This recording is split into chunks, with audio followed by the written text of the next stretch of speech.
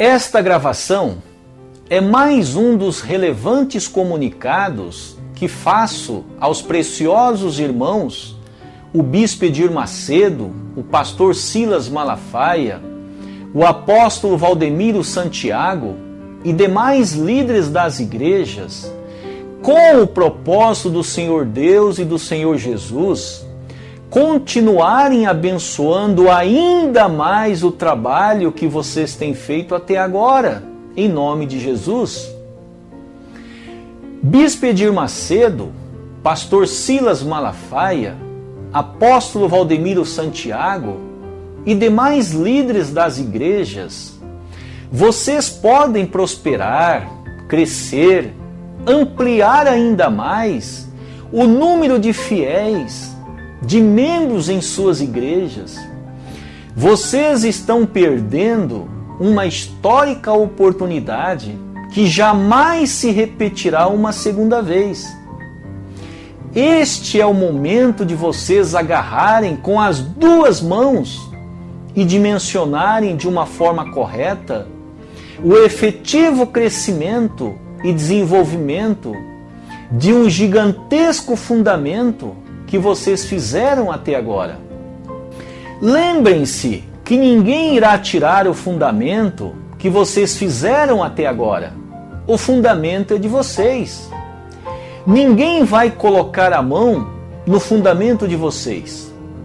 Pelo contrário, vocês poderão crescer e desenvolver ainda muito mais. Só precisam estabelecer uma condição: fazer a efetiva vontade de Jesus. O Senhor Jesus está encarecidamente pedindo a vocês há muito tempo: recebam a bênção do Cristo do segundo advento, como evidencia a profecia do próprio Jesus no Apocalipse 22:14. Felizes aqueles que lavam suas vestes no sangue do Cordeiro. Este Cordeiro mencionado no Apocalipse é o Cristo do segundo advento. Assim, após receberem a bênção do Cristo do segundo advento, como evidencia a profecia de Jesus no Apocalipse 19, 7 e 8 e capítulo 22, versículo 14, vocês mesmos poderão conceder a bênção do Cristo do segundo advento para todos os fiéis de sua comunidade. Vocês mesmos poderão fazer isto. O que vocês estão esperando? Vocês utilizarão suas próprias igrejas, seus próprios templos, para abençoar ainda mais seus fiéis, todos os seus membros, toda a sua comunidade. Vocês mesmos continuarão sendo os líderes de sua comunidade.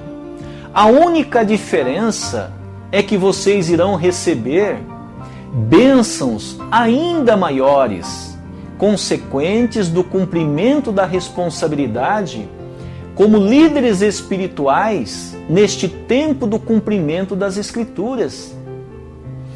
Por favor, me acompanhe com muita atenção mais esta gravação, que faço com o propósito de não cometer o crime da omissão com a verdade que conheço há cerca de 25 anos, e a mesma é aprovada em quase 200 países, por dezenas e dezenas de milhões de pessoas e renomados líderes do cristianismo e demais religiões do mundo inteiro. No Apocalipse capítulo 12, versículos 4 e 5, o Senhor Jesus profetizou que um varão nasceria de uma mulher e regeria as nações com a palavra de Deus. Este varão mencionado no livro do Apocalipse é o Cristo do segundo advento, profetizado por Jesus cerca de 98 anos após sua crucificação a João, seu servo, na ilha de Pátimos. Portanto, Jesus profetizou que o Cristo no segundo advento nasceria de uma mulher e seria um varão, seria um homem. Jesus estava profetizando e não relatando o seu próprio nascimento. Lembremos que o livro do Apocalipse é uma profecia. Profecia é uma previsão do que acontecerá no futuro e não eventos que já aconteceram. E, portanto, Jesus estava profetizando os eventos que aconteceriam no futuro, no tempo do segundo advento, que são os dias atuais. E estamos vivendo substancialmente estes dias dos quais Jesus profetizou bem diante de nossos olhos. Em vista disto, no Apocalipse 12, versículos 4 e 5, Jesus profetizou que o varão que nasceria de uma mulher seria o Cristo em seu segundo advento. Jesus não estava mencionando o seu próprio nascimento. Jesus estava profetizando os eventos que aconteceriam no tempo do segundo advento. Vejamos agora no Apocalipse 10, 11, uma outra profecia de Jesus. Importa que profetizes outra vez a muitos povos e nações e línguas e reis. Esta profecia também só poderia ser cumprida se o retorno de Cristo acontecesse fisicamente.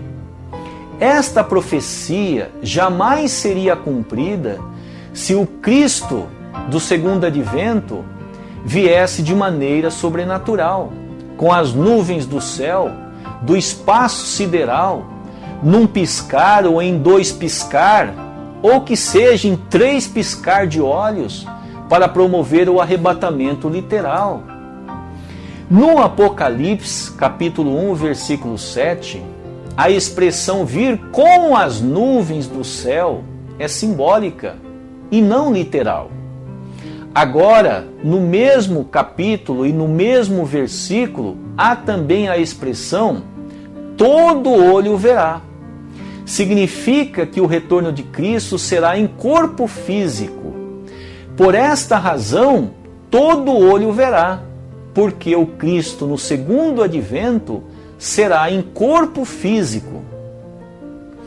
No Velho Testamento, o profeta Daniel, que viveu cerca de 700 anos antes de Jesus, também profetizou que Jesus viria com as nuvens. Evidência no livro Daniel, capítulo 7, versículo 13. Como foi que Jesus veio? Jesus nasceu de Maria em corpo físico. Também no Apocalipse, capítulo 5, verso 5, Jesus profetizou: eis que o leão da tribo de Judá, a raiz de Davi, venceu para abrir o livro e romper os 7 selos. Esta profecia de Jesus também só poderia ser realizada se o Cristo viesse fisicamente. No Apocalipse, capítulo 2, versículo 17, Jesus profetizou que o Cristo, no segundo advento, teria um novo nome. Também no Apocalipse 3,12, Jesus novamente profetizou que o Cristo, em seu segundo advento, teria um novo nome. Se é um novo nome, obviamente não será o Senhor Jesus, porém um outro varão com um novo nome.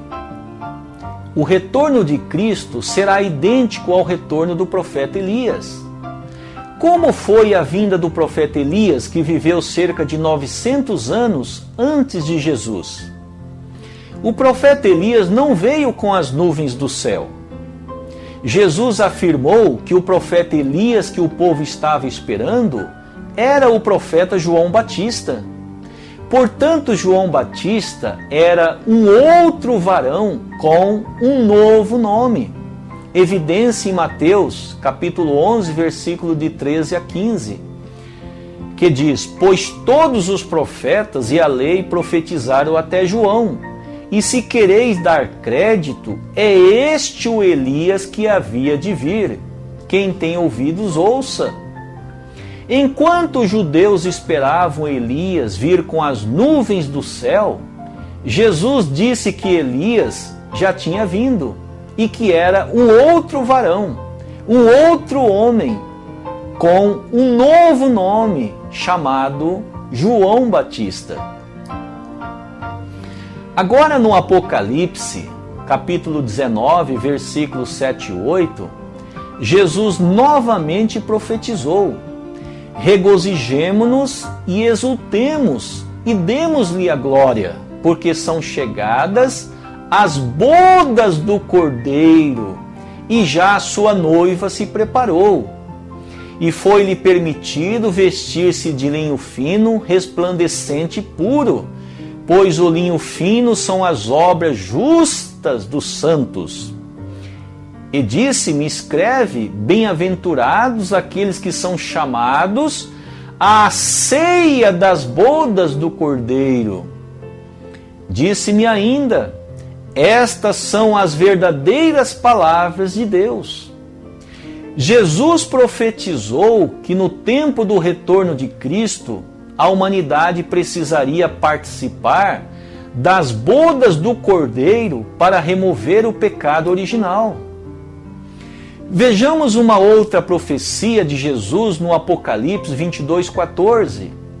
Bem-aventurados aqueles que lavam as suas vestes no sangue do Cordeiro. Lavar as vestes no sangue do Cordeiro é remover o pecado original, que está inerente no corpo físico. Vejamos as evidências nas palavras do apóstolo Paulo, o qual deixou de maneira incontestável que o pecado original não pôde ser removido completamente pelo Senhor Jesus. Evidenciemos em Romanos 7, 22, 25 e Romanos capítulo 8, versículo 23. Porque segundo o homem interior tenho prazer na lei de Deus, mas vejo nos meus membros outra lei guerreando contra a lei do meu entendimento e me levando cativo à lei do pecado. Cativo à lei do pecado é a lei de Satanás. E essa lei de Satanás, o apóstolo Paulo estava se referindo ao pecado original. E ele continua: que está nos meus membros, miserável homem que eu sou, quem me livrará do corpo desta morte?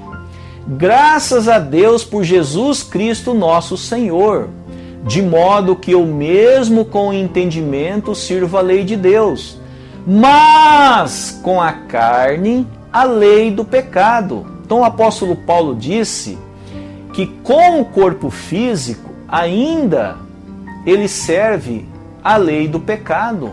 E esse pecado é o pecado original. E o apóstolo Paulo continua em Romanos 8, 23. Até nós que temos as primícias do Espírito, também gememos em nós mesmos, aguardando a adoção, a saber, a redenção do nosso corpo.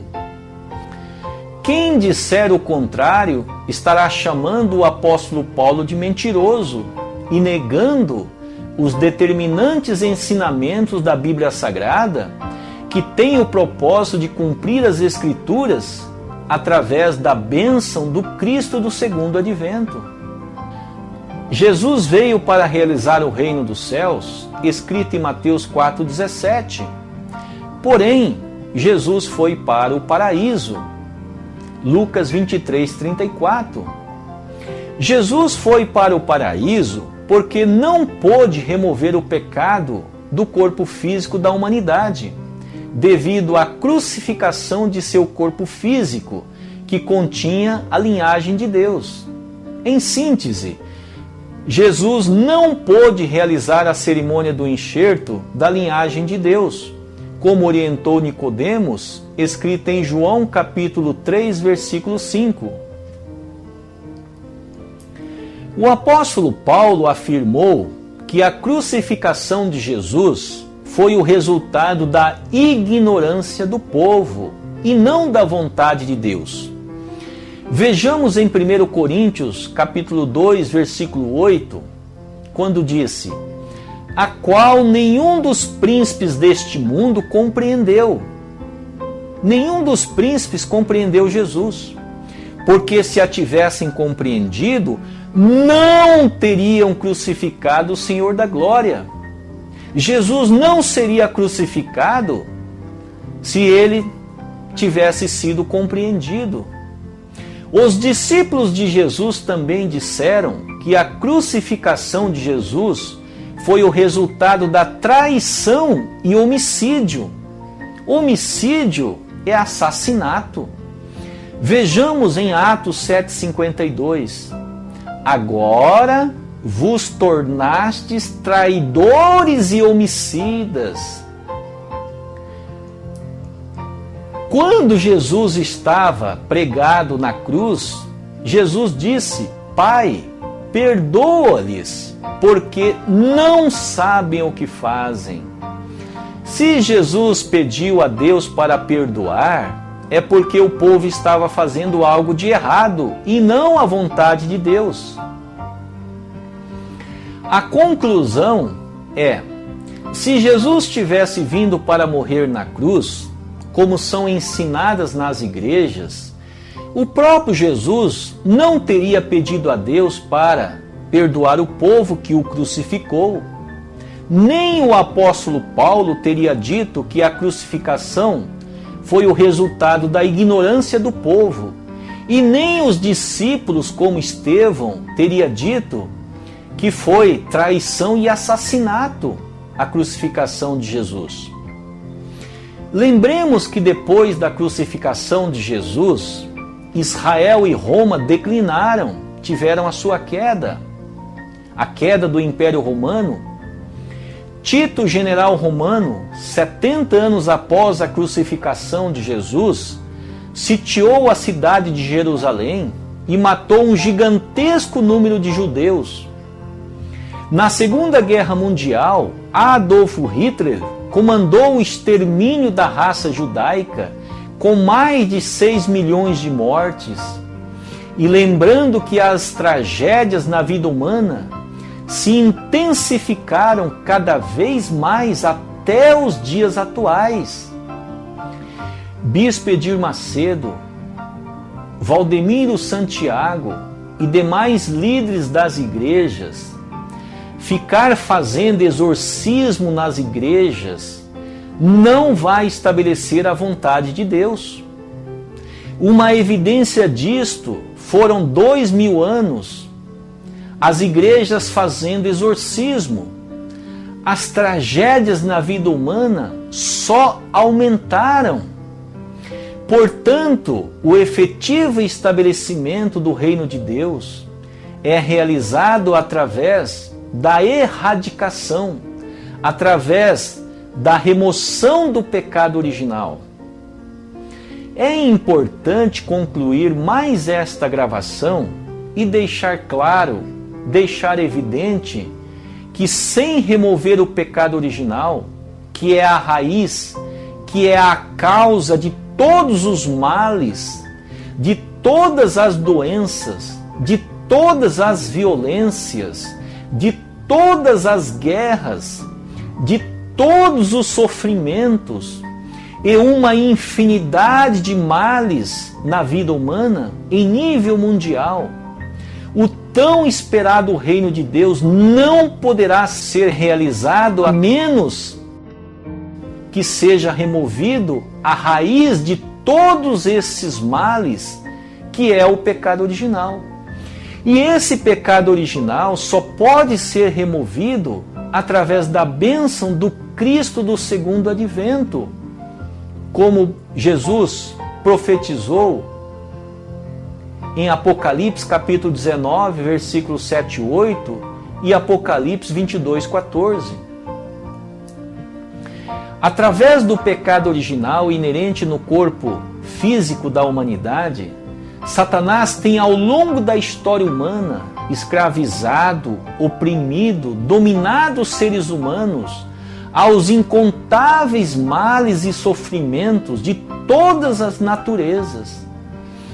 Portanto, preciosos irmãos, Bispo Edir Macedo, Pastor Silas Malafaia, Apóstolo Valdemiro Santiago, R. Soares, o Padre Marcelo Rossi, o Papa Francisco e demais líderes, por favor, recebam a bênção do Cristo do segundo advento e depois vocês mesmos poderão abençoar todos os seus fiéis, todos os seus membros, todas as famílias de sua comunidade, em suas próprias igrejas, em seus próprios templos, construídos para esta sagrada finalidade, que é promover a tão desejada esperança e a vontade milenar do Senhor Deus e do Senhor Jesus.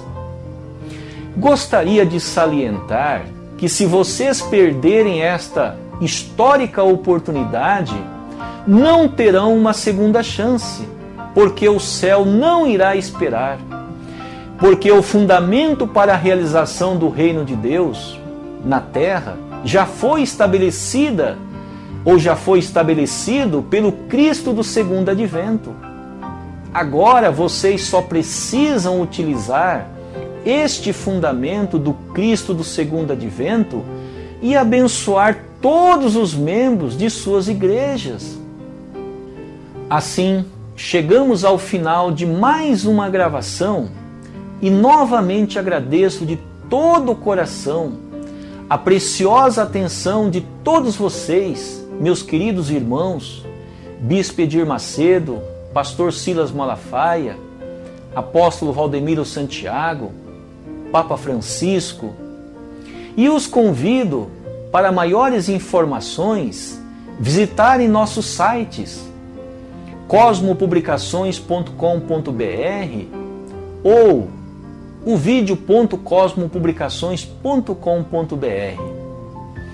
Doravante que o Senhor Deus e o Senhor Jesus os abençoem, agora e sempre. Muitíssimo obrigado, mais uma vez, pela sua preciosa e relevante atenção.